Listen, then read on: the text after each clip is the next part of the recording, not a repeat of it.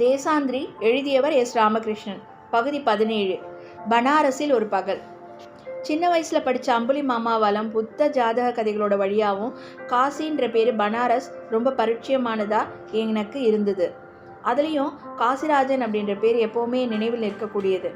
காரணம், அம்புலி மாமா கதையில் வர பெரும்பான்மை நிகழ்ச்சிகள் காசிராஜனின் அரசு சபையில் தான் நடந்திருக்கும். இதுபோல் புத்த ஜாதக கதைகளில் புத்தர் காசியில் வணிகரா, அரசனா, விவசாயியா, யானையா, காகமா என பல்வேறு வடிவங்களில் பிறந்தாருன்னு சொல்லப்படுது. என்னோட சின்ன வயசில் காசிக்கு போய் வரவங்க கிராமங்களில் ரொம்ப கம்மியாக தான் இருந்தாங்க. காசி நம்ம அழைக்கிறப்ப தான் போக முடியும், எப்போ பார்த்தாலும் நம்ம காசிக்கெல்லாம் போக முடியாதுன்னு சொல்லுவாங்க என்னோடய பாட்டி. பாஷை தெரியாமல் ரயிலில் காசி வரைக்கும் போயிட்டு வந்த தைரியம் அவங்களுக்கு இருந்தது. காசியை நினைவுபடுத்தபடியே வீட்டில் தீர்த்த சொம்பு ஒன்று இருக்கும். விசேஷ நாட்களில் அதிலிருந்து சில துளிகள் எடுத்து தலையில் தெளிப்பாங்க. சில வேளையில் குழந்தைகளுக்கெல்லாம் தலை இடைவிடாமல் அழுதுகிட்டே இருக்கிறப்ப மருந்தாகவும் அது கொடுக்கப்பட்டிருக்கும். காசிக்கு போகிறவங்க எதையாவது விட்டுட்டு வரணும்னு சொல்லுவாங்க. அதனாலே காசிக்கு போகிறதுக்கு வயதாகணுன்ற ஒரு கட்டாயம் இருந்துச்சு. காசிக்கு பலமுறை போயிருக்கேன். ஒவ்வொரு முறையும் அந்த நகரம் ஒரு புதிய அனுபவத்தை எனக்கு கொடுக்கும். ஒரு முறை காசியில் இருக்கிற காசிராஜனோட அரண்மனையை பார்க்க புறப்பட்டேன். காசியிலேருந்து ஒரு 10 கிலோமீட்டர் தொலைவில் இருந்தது அந்த அரண்மனை. காசி நகரம் கங்கையோட மேற்கு கரையில் இருந்தது. காசிராஜனோட அரண்மனை கிழக்கு கரையில் இருந்தது. தொலைவில் இருந்து பார்க்குறப்போ தனித்து தெரியும் பிரம்மாண்டமான அந்த அரண்மனை ரொம்ப அழகாக காலத்தின் அழியா சாட்சியாக இருந்தது. இன்றைக்கி வெறும் மியூசியமாக மாற்றப்பட்டிருக்குது அந்த அரண்மனை. நுழையிறப்பவே அதன் பழமை முகத்தில் அறையுது. நூற்றாண்டுகளை கடந்தும் அந்த சிவப்பு நிறம் இன்னமும் மங்கி போகாமல் இருக்குது. அதோட கதவு, ஜன்னல் எல்லாம் துருப்பிடிச்சு கிடக்கு. பார்வையாளர்களோட வருகையும் குறைவுன்றதால அதை பாதுகாப்பதற்கான எந்த முயற்சிகளும் இல்லை. அரண்மனைக்கு நுழையிற வழியில் துருப்பிடித்த ஒரு பீரங்கி ஒன்று பார்த்தேன். எப்படியும் அதுக்கு ஒரு 300 வருஷம் வயசு இருக்கும். அதோட வார்ப்பும் அளவும் அது வேறு ஒரு தேசத்தில் உருவாக்கப்பட்டிருக்கணும்னு எனக்கு தோணுச்சு. அதோட துருவை தொடச்சி பார்த்தப்போ அது போர்த்துகீசியர்களோட பீரங்கின்னு தெரிஞ்சுது. ஆயுதங்கள் கூட ஒரு விதத்தில் ரொம்ப அழகாக தான் இருக்குது.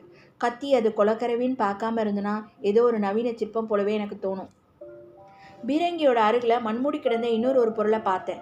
ஒரு 3 அடி உயரம் இருக்கிற இரும்பு பொருள். ஆனால் என்ன பொருள்னே எனக்கு தெரியல. அது ஒரு காகிதத்தை எடுத்து அதன் மீது படுந்திருந்த துருவை துடைச்சி பார்த்தேன். தொப்பி அணிந்தது போல இருந்தது. ஏதாவது காவல் சிற்பமா என்ன அது அப்படின்னு தொடச்சிக்கிட்டே வந்தப்போ சிறிய வில்லை போன்ற ஒன்று தனியே கழன்று விழுந்தது. அழிந்த நிலையில் ஏதோ எண்கள் இருந்தது. அந்த இரும்பு வில்லை விழுந்த பகுதியை தொடச்சப்போ சிறிய கதவு போல ஒன்று திறந்துச்சு. என்னால் நம்பவே முடியல. அது ஒரு தபால் பெட்டி. அரண்மனைக்கு வர தபால்களை போடுறதுக்காக வெள்ளைக்காரங்கள் வச்சிருந்த ஒரு பெட்டி. அரண்மனைக்கு ஒரு காலத்தில் எத்தனை கடிதங்கள் வந்திருக்கும்னு அந்த அரண்மனையில் இன்னைக்கு யாருமே இல்லை. அரண்மனையில் உள்ள போனப்போ வேட்டையாடப்பட்டு பதப்படுத்தப்பட்ட மான்கள் மற்றும் புலிகளோட தலைகள் பாடம் செய்யப்பட்டு வைக்கப்பட்டிருந்தது. அந்த மிருகங்களுக்கு கீழே அதை வேட்டையாடிய மன்னர்கள் சிரித்தபடி ஓவியங்கள்ல இருந்தாங்க. பதப்படுத்தப்பட்ட மிருகங்கள் இறந்து விட்டதுன்னு எடுத்துக்கிறதா அல்லது உயிரோடு இருப்பதா கணக்கில் கொள்வதான்னு எனக்கு புரியல. தன்னோட வீரத்தை காண்பிப்பதற்காக கொன்று குவித்த நூற்றுக்கணக்கான புலிகளையும் மான்களையும் பற்றி நினைக்கிறப்போ நல்ல வேளை அரசர்களை காலம் கரைத்து அழித்து விட்டதுன்னு எனக்கு தோணுச்சு. காசியில் சங்கீதம் ரொம்ப பிரபலம். காசி அரசனோட சபைக்கு வந்து பாடி பரிசு பெறுவது கௌரவத்துக்குரியதாக இருந்தது. காசி அரசர்களும் இசைக்கலைஞர்களுக்கு நிறைய கிராமங்கள்லாம் அள்ளி வழங்கியிருக்காங்க. அப்படி அரசர்கள் இசை கேட்கும் பெரிய இசையரங்கம் ஒன்று தைல ஓவியங்களும் ஆள் உயர கண்ணாடிகளும் பதிய இருந்தது. அந்த அறையோட கதவுகள் மூடப்பட்டிருந்ததால் ஜன்னல் வழியாக எட்டி பார்த்தேன். ஏனோ காதை வைத்து கேட்க வேண்டும் போல இருந்தது. சுவரில் காதை வைத்து கேட்டப்போ காற்றின் ஓங்காரம் மட்டுமே கேட்டது. ஏதேதோ இசை மேதைகள் பாடிய பாடல்கள் இன்று நம் காதில் கேட்காமல் இருக்கக்கூடும். ஆனால் காற்றின் சுழிக்குள் இன்னைக்கும் அது சுற்றிக்கிட்டே தான் இருக்கு. அரண்மனையின் ஒரு பகுதியில் மன்னர்கள் பயன்படுத்திய ஆயுதங்கள்லாம் இருந்தது. கத்தி, ஈட்டின்னு விதவிதமான ஆயுதங்கள், துப்பாக்கிகள் ரொம்ப தாமதமாகத்தான் அரசர்களோட உலகுக்கு அறிமுகமாகி இருந்தது. தர்பார் ஹால் மூடப்பட்டிருந்தது. சுவர்களில் மரக்கட்டில்கள் என எங்கும் உறைந்து போயிருந்தது காலம். கோடையில் கூட அரண்மனையில் உள்ள மெலிதான ஒரு குளிர்ச்சி இருந்தது. சுவர்கள் எல்லாம் இருள் வழிஞ்சுக்கிட்டு இருந்தது. மன்னர்கள் நீராடுவதற்குன்னு தனியாக உள்ள படித்துறைகள், மண்டபங்கள் கூட இடிபாடுகளாகி இருந்தது. அங்கு சில சாமியார்கள் இரவில் கூடி தாந்திரிக பூஜைகள் செய்கிறாங்கன்னு சொன்னாங்க. அதற்கு சாட்சி போல நிறைய எலும்புகள்லாம் அங்கே இருந்தது. ஆனால் அந்த படித்துறையின் காட்சி ஏதோ ஓவியத்தில் காண்பது போல இருந்தது. அரண்மனைக்கு உள்ளவே கங்கை நீர் ஓடி வருவதற்குன்னு வழியமைக்கப்பட்டு நீராடும் குளம் ஒன்றும் இருக்குது. இலக்கியங்கள்லேயும் கதைகள்லேயும் படித்து மனதில் பதிந்து போயிருந்த காசி அரச சபை இவ்வளவுதானான்னு எனக்கு தோணுச்சு. அரண்மனைக்கு உள்ளாவே இருந்த சிறிய கோயிலை பார்க்கலான்ட்டு அழைச்சிட்டு போனாங்க. கோயிலுக்கு போகிற வழி குகை போல இருந்தது.